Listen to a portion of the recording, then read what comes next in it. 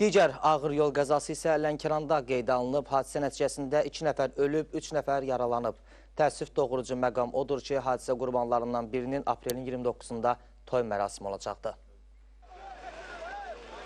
Ölümlə nəticələnən ağır yol qəzası Ələt-Astara magistral yolunun Lənkəranın Veledi kəndi arasından keçən hissəsində baş verib. Belə ki, Mercedes markalı avtomobil əvvəl Lada Priora markalı maşına, daha sonra isə İran İslam Respublikası vətəndaşına məxsus yük maşını ilə toqquşub. Nəticədə idarə etməni itirən yük maşını yaşayış evinin hasarını dağıdaraq həyətə girib. Baş verən qəza nəticəsində avtomobillər yararsız vəziyyətə düşərək deformasiyaya uğrayıb. Qəza zamanı Mercedesdə olanlar Fərzullayev Amid Natiqoğlu, Şükürov Anar Şüküroğlu dünyasını dəyişiblər. Lada Priora markalı avtomobildə olan sürücü və sərnişinlər Lənkəranın Gərmətük qəsəbə sakinləri 24 yaşlı Mustafa Məcidov, 23 yaşlı Vüqar Ağayev və 26 yaşlı Mahir Rüstəmov müxtəlif dərəcəli bədən xəsarətləri ilə Lənkəran Mərkəzi rayon xəstəxanasına yerləşdiriliblər.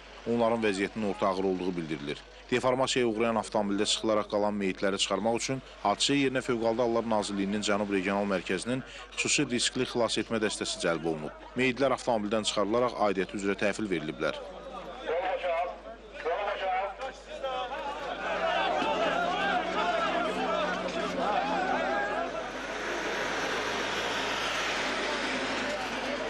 Həmçinin qəza baş verən əraziyə Dövlət Yol Polisinin əməkdaşları baxış keçirib. Qəzanın baş vermə səbəbi isə təyin olunan avtoekspertizanın verəcəyi rəydən sonra məlum olacaq.